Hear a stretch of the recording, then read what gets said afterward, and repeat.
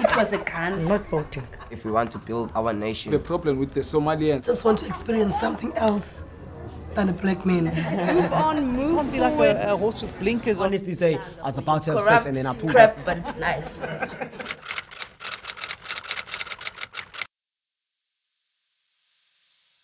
My name is Bani Leponi, and I'm a filmmaker, and also I work for Street Talk as a cameraman and researcher. My name is Sinead Payne. I'm a journalist with Daily Maverick. I live in Cape Town, where I also study journalism.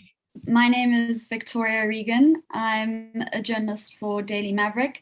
I also live in Cape Town and I study journalism at Stellenbosch University. My name is Sandy Shoba. I'm a journalist at the Daily Maverick and I studied media theory at the University of Cape Town. I think this elections is quite important because it's grassroots issues that are at stake. It's the service delivery issues. Is my street lights working? Are my roads cleaned?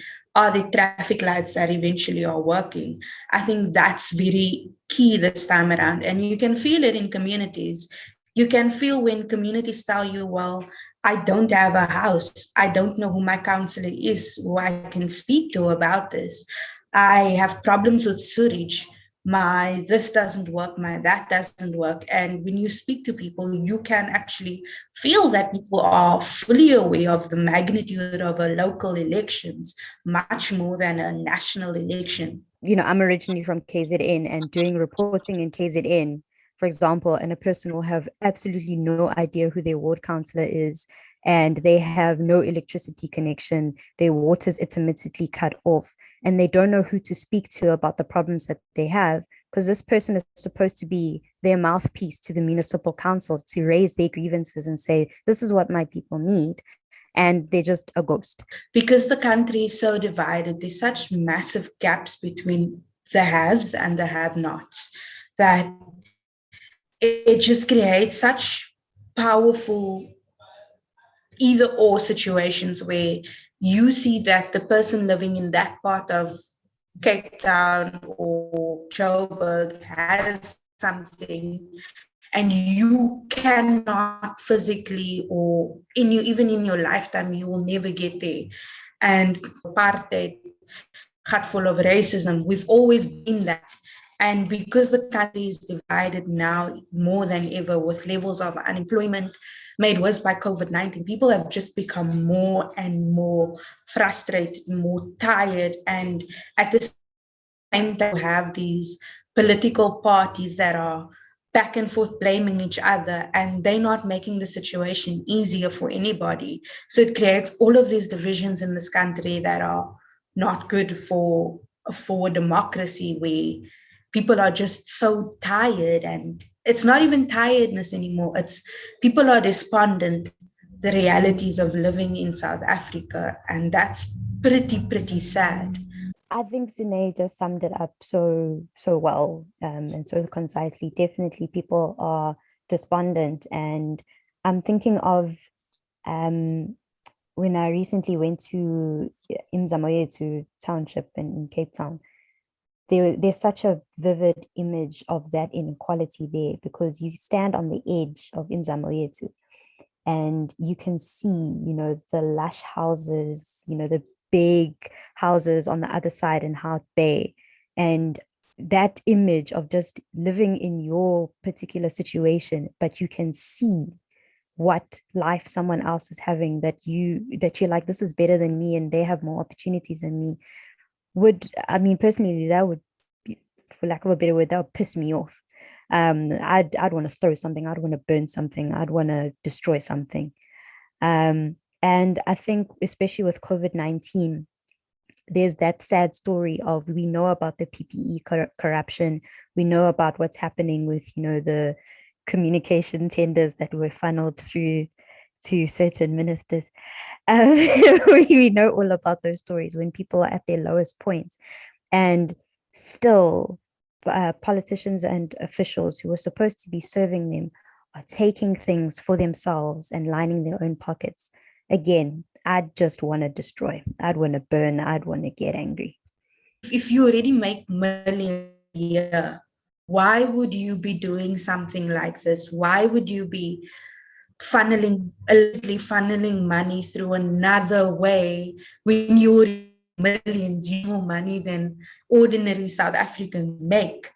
And in a pandemic where people information because the money was gone. And that's the most disappointing part ever.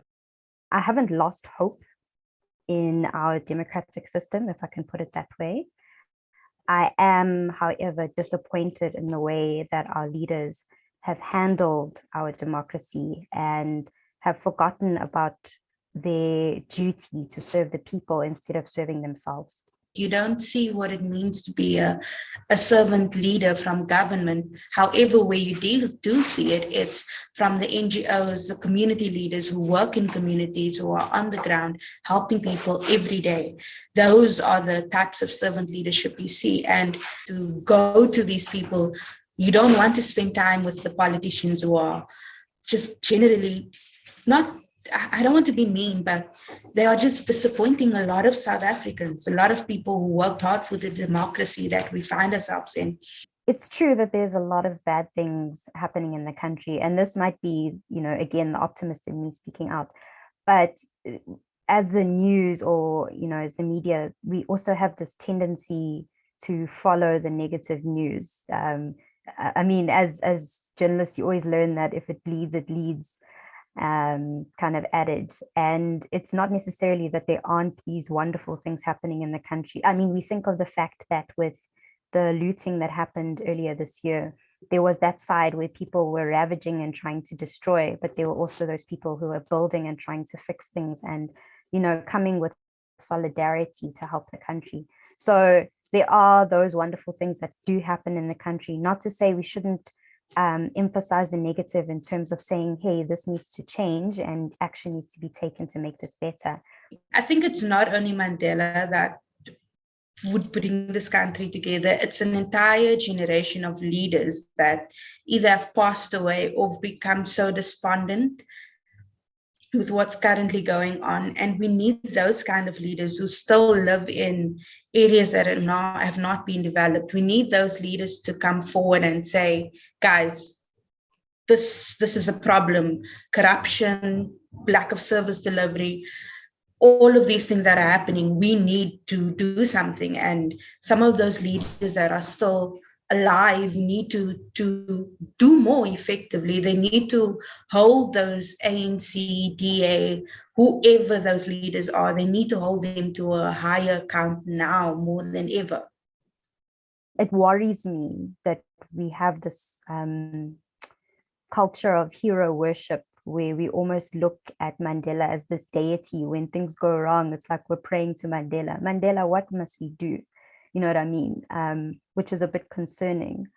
So I also don't think that if he was still alive, that he would necessarily change the nature of what's going on in the country, because again, one man is not South Africa and the systems and what's at play in South Africa, if I'm making sense there. And I mean, this I do sound very critical, and it is a worrying thing for me as well.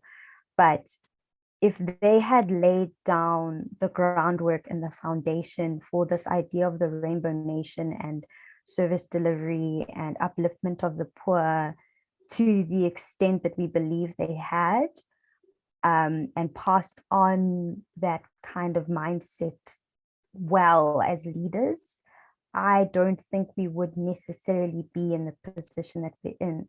So I think we do need to acknowledge their failures as much as they had these incredible successes compared to the situation we were in pre-1994. But yeah, there is criticism that I have for where we are and where they try to build us to be. I firmly believe that young people and the youth in this country have more voice and more abilities than often society and sometimes the media themselves give them credit for. I mean, you find that young people, they speak their minds. They will tell you, sorry, but in the last 5 years, you didn't do anything for me. Why should I do this for you? Why do you want me to vote when you haven't cleaned my streets? I think where young people have a bit of an advantage is we know how to make a noise. But at the same time, I find that if you look at young people from the 60s, the 70s and the 80s and even the 90s, they know how to organize. Young people of today, I find they don't know how to organize properly. And you can see it when there's protests or marches. There's a big difference in when a march is organized by older generations, people who know how to organize, who know how to get things done. And when young people do it today, there's a lot of chaos often involved in terms of planning. So I think we young people can and they need to take that up that baton, but also older generation, people who were active in the 70s and the 80s, they need to take young people's hands now. What do you need from me? What can I teach you as an older person, as someone who's been through to the struggle, to make your plans heard? And how do we bridge those kinds of gaps? Young people, also echoing on what Sine said, are extremely loud about issues that they firmly believe in. And I think especially with these elections coming up, climate change is one of those issues that they've really taken on and really just been very vocal and very for the cause. So I think that that's so important coming up towards these local elections. I was going to also add on to what Tori said with climate change. What's been really interesting is to also see how that conversation's shifted from this idea of it being, this kind of white middle class issue to, a lot more people of color in more rural areas kind of acknowledging and being part of the conversation to say, this probably affects me the most when, rivers are polluted and things like that, because that's what I'm primarily accessing my water from. So it's been quite interesting to see that shift. But also with young people in local government elections, it's been great to see kind of young people standing up and saying, I want to be a ward councillor and contesting elections. That's been really cool. And some of them running independently as well and saying, I'm not going to sit under a political party. I'm going to, do this based on my merit as a leader. And also, I'm just curious to see how many young people are going to go out and vote on the 1st of November. Because the trend has been over the years that young people just, we're over it. We're like, no thanks, we're good. The system isn't working for us. So just a thing I'm curious about is to see how many of us are going to go out there and actually vote on the 1st of November. Yeah, I agree with Sandy Siwe. Young people are definitely taking up the banner. Oh, okay. If you've seen the comparisons between, especially in the Western Cape, we heard a few days ago from the IEC that voter registration among young people has almost doubled. And that's a really good indicator. It is a brilliant indicator of young people that are standing up. Even if it's just to register to vote, they are actively partaking in what's going on around them because issues affect them too. Voting is not something for older generations. It affects young people too. What the streets look like, whatever's going on, do they have recreational spaces to do in? And young people are definitely taking up that opportunity. My dream is to see South Africa working as one, like in solidarity. My dream is that South Africa works together. This is a very crucial point in our democracy. And from here on, we can only get better. But we need to work at it. We need solidarity across all racial lines, across all class lines too.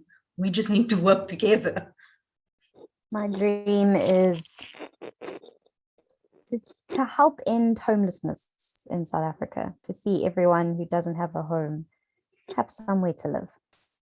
My dream is for South Africa to become climate resilient and also achieve environmental justice for a lot of people.